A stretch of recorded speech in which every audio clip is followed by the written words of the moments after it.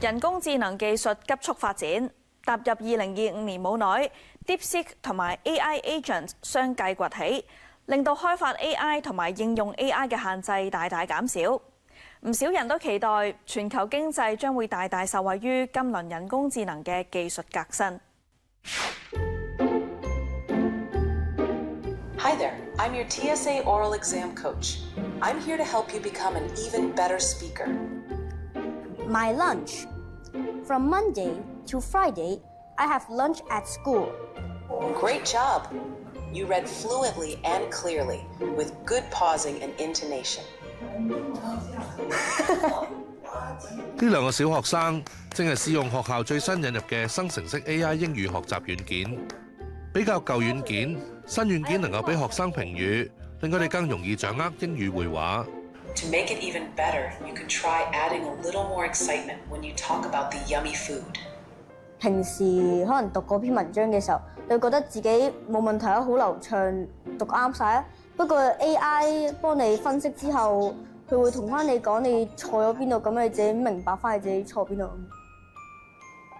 Rice is nice。同埋我覺得之前真係有啲人都會直接齋聽都唔會睇嗰本書咯。同埋而家新版嗰個係 AI 係同你係幫你係講好啲英文咁樣咯。學生嘅學習能力同進度人人唔同，老師難以照顧個別嘅學習需要。校長表示，利用生成式 AI 輔助，就令個性化教學得以實踐。生成式 AI 佢會按住小朋友嘅個別需要，呢個亦都係照顧學生嘅個別差異。學習好多樣嘅，咁唔同嘅小朋友有佢自己嘅節奏，有佢自己嘅步伐。咁我哋就係透過 AI， 如果真係好勁嗰啲，咁佢咪唔會見到天花板咯，佢可以繼續學落去咯。咁如果你話能力稍遜嗰啲，咁 AI 亦都可能會調低翻，低於佢自己需要嘅嗰個年級嘅程度，由基礎去到建立翻咯。咁呢個係對小朋友個性化學習係有好處嘅。係啦，因為有校長話，自從 ChatGPT 出現，已經睇到學校應用 AI 將會係大勢所趨。2年前已經為校內教師安排認識 AI 同生成式 AI 應用嘅活動，亦主動接觸英語學習軟件嘅供應商，探討喺教師日常工作上引入相關技術。嗱，呢個咪就係頭先我哋問兩個細路，係啦。跟住然之後，唔需要 scan 嘅，影相就得㗎啦。陳浩傑係一間專門提供 AI 解決方案嘅初創公司科技總監。佢解釋，作為程式開發者，訓練成本高，應用提示語複雜，都係傳統 AI 最大嘅問題。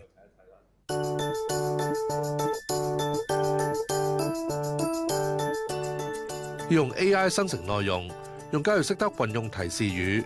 顧名思義，提示語好似向 AI 程式下達指令一樣，希望生成嘅內容越豐富，輸入嘅提示語就要越多同越精準。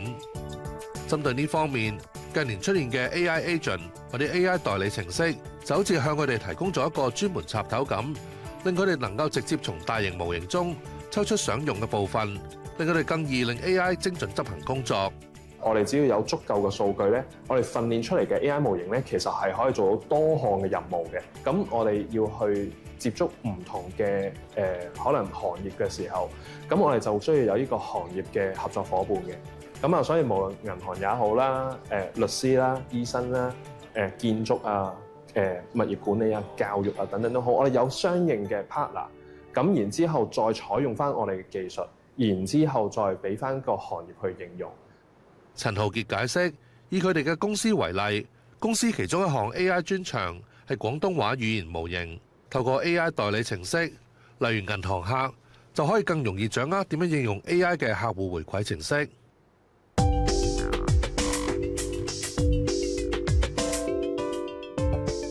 有別於市場上嘅大型 AI 語言模型，近期橫空出現嘅 DeepSeek 呢個 AI 語言模型係採取類似蒸餾提煉嘅訓練方法。直接從市場上一批 LLM， 即係大型語言模型學習，精練出一個新嘅 AI 語言模型，某程度就慳翻由零開始學習要花嘅時間同成本。其實喺行內咧，DeepSeek 嗰種咁樣嘅訓練咧，唔係一個秘密嚟嘅。即係當初可能講緊話要訓練一個模型，要用嘅GPU 嘅資源啦，要用嘅錢啦，人力物力係越嚟越多。咁但係其實真實嘅情況唔係咁樣嘅。其實真正嘅做法係唔需要用好多嘅資源，都可以做到呢個效果出嚟。而我哋都係要將呢一個方式提煉嘅方式，係應用到喺即係大家嘅日常生活當中，可以每人都可以訓練到自己模型出嚟。佢話現時訓練 AI 嘅成本大幅降低至不足原先嘅1%，而模型體積越嚟越細，令 AI 甚至可以喺一般電腦上運作。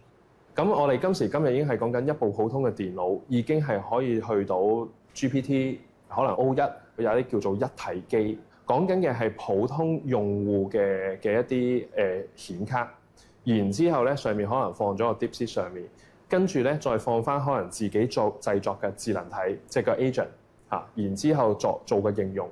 咁啊，我例如有啲朋友，佢可能已經做呢件事做1個月，佢自己部電腦咧已經有50-60個智能體。咁用嚟做乜嘢咧？就係幫自己去做呢個自媒體，做 digital marketing 啊等等嗰啲嘢。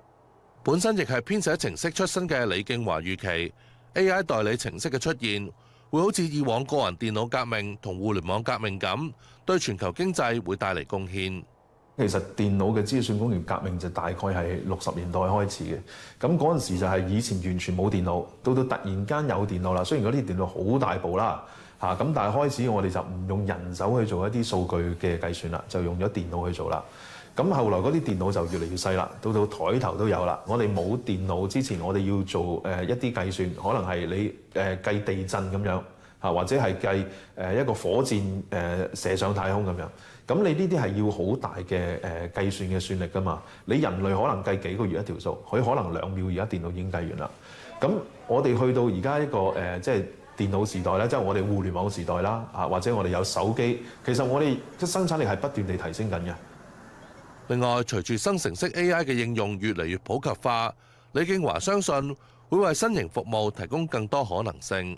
我哋可以想像就係未來會更加多人係將主要嘅時間都喺個流動裝置嗰度，所以流動裝置佢有一個我哋叫 on device， 即係在個機上面嘅 AI 咧就好緊要啦。而我哋又見到嗰啲芯片咧，其實而家係越嚟越嗰個速度會越嚟越快啦。甚至乎佢好多規格上好多都已經係犀利過呢個我哋平時嘅手提電腦噶啦。如果我哋可以將個手機智能助理嗰個智能推高到一個位，就係我哋可以叫佢做嘢，而佢係一啲簡單任務都可以做到嘅話咧，其實就已經令我哋每個人都好似有個真人嘅助理幫手一樣，咁就已經係提升個生產力好多倍嘅。